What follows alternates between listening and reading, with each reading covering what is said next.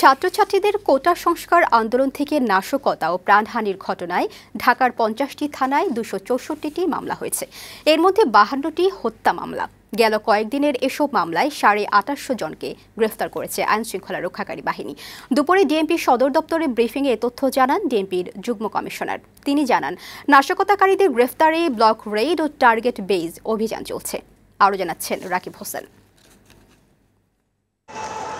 সম্প্রতি সরকারি চাকরিতে কোটা সংস্কারের দাবিতে চলা শিক্ষার্থীদের আন্দোলনে পুলিশের ওপর হামলা, সরকারি স্থাপনা ভাঙচুর, অগ্নিসংযোগ করা হয়। এসব ঘটনায় ঢাকার ৫০টি থানায় এ পর্যন্ত ২৬৪টি মামলা করে পুলিশ ও সাধারণ মানুষ, যার মধ্যে ৫২টি হত্যা মামলা। নাশকতার মামলায় ২৮৫০ জনকে গ্রেপ্তার করেছে আইনশৃঙ্খলা রক্ষাকারী বাহিনী।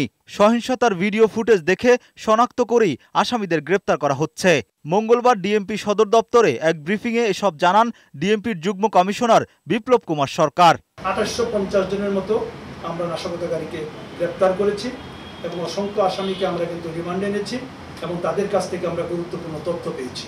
সেই তথ্যগুলি আমরা যাচাই বাছাই করে দেখছি, আমরা ক্রস চেক করছি। তিনি জানান, নাশকতাকারীদের গ্রেপ্তারে ব্লক রেইড ও টার্গেট বেইজ অভিযান চলছে।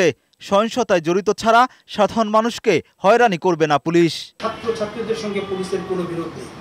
আমাদের টার্গেট হচ্ছে যারা নাশকতাকারী, যারা মেট্রো রেলে আগুন দিয়েছে, যারা সেতু ভবনে আগুন দিয়েছে। আন্দোলনে শিক্ষার্থীদের লক্ষ্য করে গুলির বিষয়ে সাংবাদিকদের প্রশ্নে যুগ্ম কমিশনার জানান, কোন প্রেক্ষাপটে পুলিশ গুলি ছুড়েছে তাও তদন্ত হবে।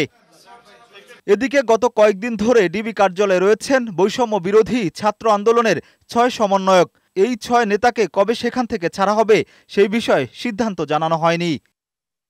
রাকিব হোসেন, বৈশাখী সংবাদ, ঢাকা।